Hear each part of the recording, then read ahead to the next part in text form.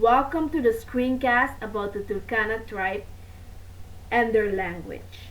The article is called Among the Turkana and it was published in the book Planet World in 2011 by the author John Paul Davidson. So, who are the Turkana people really? The Turkana tribe has about half a million people and they live in the desert between northern Kenya and southern Sudan, which is one of the most inhospitable places on earth. They have a reputation of being toughened warriors and they are feared by their neighbors. They live for their livestock and they will do anything to protect them. The Turkana people are considered to be monotheistic because they believe that there's only one creator named Akuh and is also the bringer of rain. In the picture right here, you can see the Turkana tribe. Their culture is based upon raiding the livestock of their neighboring tribes. They love fighting, and all the young men carry Kalashnikovs. Kalashnikovs are rifles, as you can see in the picture right here. Their wealth is not counted on the amount of money they have, but rather on the amount of livestock they possess. The women are all adorned with a large number of beaded necklaces and they are never taken off. They have so many necklaces around their necks that their necks can rarely be seen, and these necklaces can weigh up to 5 kilos. Problems arose when the Turkana land was split between Sudan, Uganda, and Kenya. On this picture right here, you can see the borders which were created between the land in Kenya, Uganda, and Sudan. This whole part was considered to be Turkana land.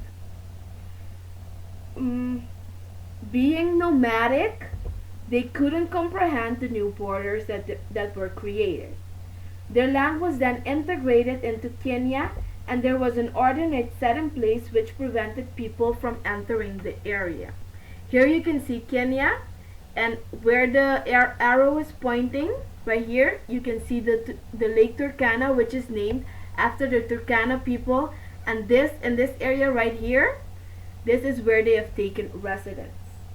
In 1964, the new president, Jomo Kenyatta, lifted the ordinance and people were free to travel through the Turkana land because it was considered to be safe. But few people did, so there was minimal changes to the Turkana lifestyle. As we know, there are a large number of tribes in Africa and this has created many problems over the years. Apart from the Turkana language, Kenya has 69 other languages. Tanzania has 128, Congo 242, and Nigeria more than 500 languages. Because of all these different languages, Swahili was adopted as the lingua franca so that there was at least one language that everyone could understand. Swahili was originally a language of trade and it's a mix of local Bantu dialects with elements of Arabic, Portuguese, French, German, and English. The first president of Tanzania, Julius Nyerere, adopted it immediately, hoping that it would close the rift between the countries, and the president Jomo Kenyatta from Kenya did this too. For the Turkana people, Swahili was only used for trade because they didn't have schools until recently in the 1960s. When the schools were officially established by the government, children were only learning Swahili or English at school.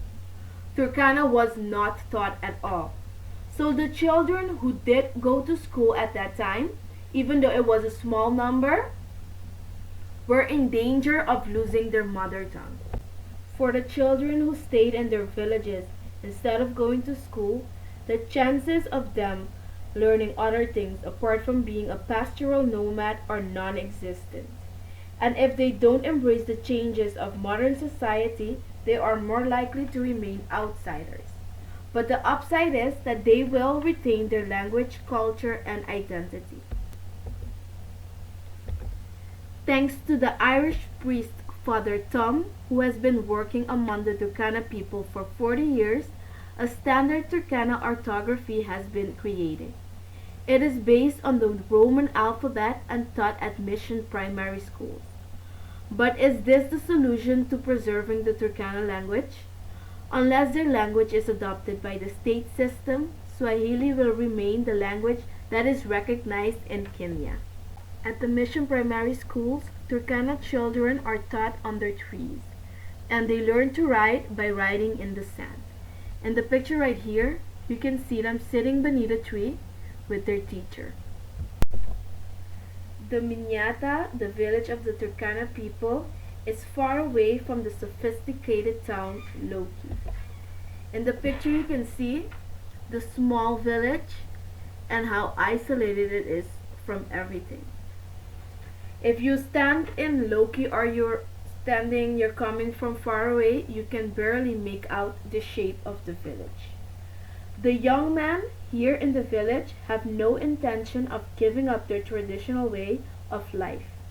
They can't even fathom that there's anything more important than the Turkana land. This is the town Loki, the sophisticated town Loki.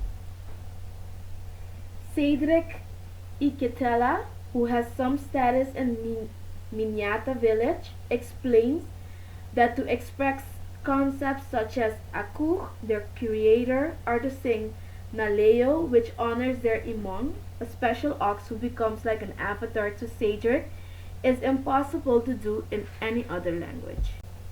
So how can we ensure the preservation of the traditions of the Turkana people?